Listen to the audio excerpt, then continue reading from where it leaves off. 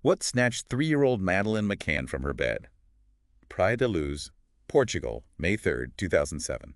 It's a question that just hangs there, doesn't it? 18 years. Think about that. A holiday, a family holiday, just turned into this 18-year nightmare. Yeah, May 3rd, 2007, Praia da Luz. You picture this bustling resort, families having fun, and then darkness. She was asleep in the apartment. Yeah. Her parents, Kate and Jerry, were dining nearby. Not far at all. About 50 meters, wasn't it? With friends? Yeah, and they were checking on the kids regularly, hourly checks.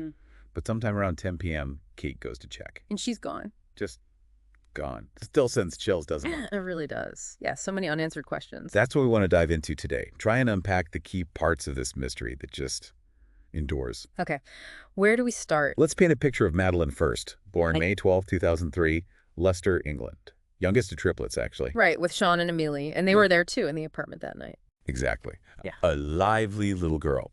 And she had that distinctive feature, the coloboma in her right eye. That became such a focal point, didn't it? In all the appeals, the posters, a unique identifier. Absolutely. So the family's on holiday, the Ocean Club Resort, Praia da Luz. Seems like a standard family place. Yeah, the kind of place you'd expect to feel safe, secure. That evening, May 3rd, the McCanns are having dinner with friends. The Tapas 7, they were called. About 50 meters away from ground floor apartment 5A. Close enough to check regularly. And they were. Doing hourly checks, swapping who went, a system. A system a lot of parents might use in that situation. Then comes 10 p.m.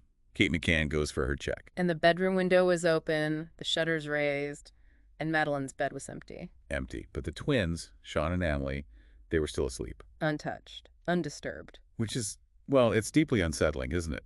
It suggests it wasn't random. It really does. Why just Madeleine? How? And the things left behind, her pink Iori blanket, her cuddle cat toy. Comfort items. Things a 3-year-old wouldn't likely leave willingly if they just wandered off. Exactly. Suggests she didn't just wander. No. It points strongly towards an abduction. Then you have those early sort of unconfirmed reports, whispers. Yeah, like the man reportedly seen lurking near the apartments earlier that evening. Hard to pin down, those kinds of sightings. Very. And someone else, a British tourist, I think, reported hearing a child crying around 10:30 p.m. Was it her? Or just resort noise? You don't know. It's just another fragment in this huge, confusing picture. The McCanns naturally raised the alarm straight away. Panic, chaos. And the police arrived. The search kicked off pretty quickly. Dogs, divers later on, helicopters. A big response on the face of it. Definitely. They threw resources at it. But by the next morning, nothing. No trace. It was like she'd vanished into thin air. That lack of any immediate sign, it just deepens the mystery, doesn't it? Where could she possibly have gone? It suggested she was taken from the apartment and likely out of the immediate area quite quickly. Okay, let's talk about the investigation itself, the initial Portuguese police work. Yeah. It faced some criticism later. It did. There were acknowledged issues. The crime scene wasn't perfectly secured initially, potential delays in border alerts, things that, in hindsight, could have been crucial. Those golden hours. Exactly. They're so vital in missing persons cases. Any misstep can have ripple effects. Then much later, 2011, Scotland Yard steps in, Operation Grange. Right. A huge review. They went through everything the Portuguese police had, plus their own inquiries. Over 40,000 documents. 40,000, that's immense. And a lot of money spent, too. Around 13 million bound, I believe. A massive commitment to try and find answers. And for years, not much seemed to come from it, publicly at least, until 2020. Ah, yes. The big shift. Christian Bruckner. A German national. Named as the prime suspect. What was the connection? Well, crucially, he's a convicted sex offender with offenses against children on his record. And he was known to be living in the Algarve around that time. Living there. But the key was the phone data, wasn't it? That was the breakthrough, really. Phone records placed a mobile number attributed to him near the Ocean Club Resort on the night Madeleine disappeared, around the critical time. That feels pretty significant. Not just nearby, but there. It was certainly the most concrete lead linking a specific individual to the time and place in years. Led to searches, didn't it? Wells, reservoirs, bits of land connected to him. Yes, extensive searches were carried out, particularly in Portugal and Germany, looking for any evidence, any trace. Nothing definitive was found in those searches. No, unfortunately, those searches didn't yield the breakthrough evidence everyone hoped for. No remains, no items directly linking him. So where does that leave the Bruckner angle now? He's still the main suspect. German prosecutors are quite firm in their belief that he is responsible, yes. But the lack of sort of smoking gun physical evidence makes building a definitive case complex. The investigation continues. And now, 2025.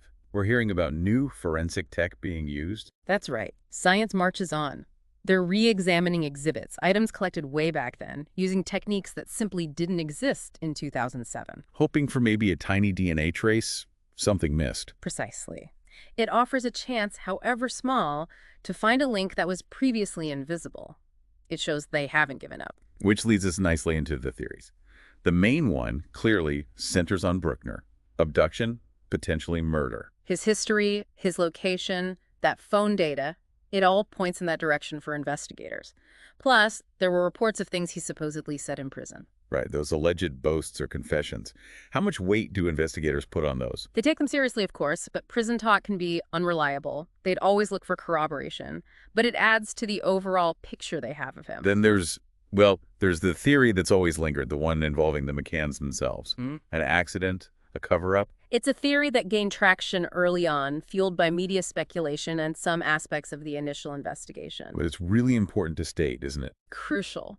Despite intense scrutiny, multiple investigations by different police forces, no credible evidence has ever emerged to support this theory. The McCanns have always maintained their innocence, cooperated fully, and indeed were cleared as formal suspects, or arguidos, by the Portuguese authorities. Okay. Very important to be clear on that. What about other ideas? Trafficking. It gets mentioned partly because of the resort location, proximity to coasts, etc. But again, like the accident theory, there's never been any concrete evidence pointing to an organized trafficking ring being involved in Madeleine's specific case. It remains speculation. And there was Robert Marat early on, the local British-Portuguese man? Yes, he was made an arguio, a person of interest, very early on. His life was turned upside down. Searches, intense media focus. But he was cleared too. Completely cleared, yes. After thorough investigation, there was nothing to link him to Madeleine's disappearance. He later received damages for libel from several media outlets. It shows how suspicion can wrongly fall on people in these cases. And underpinning all of this, the lack of a body, that's the huge void, isn't it? It's the fundamental problem. Without finding Madeleine, knowing for sure what happened, proving a case beyond reasonable doubt becomes incredibly difficult. It leaves everything open to interpretation and theory. Even with all this uncertainty, Madeleine's case has had a definite impact on child safety awareness. Absolutely. It was a massive wake-up call. It directly led to the UK's Child Rescue Alert System. Sometimes called Madeleine's Law. Exactly. A way to quickly broadcast information when a child is believed abducted and at risk. Portugal and other countries developed similar systems, too. A sad legacy, but a vital one. Yes, a positive change born from tragedy. And you have to mention Kate and Jerry McCann, their Find Madeleine campaign.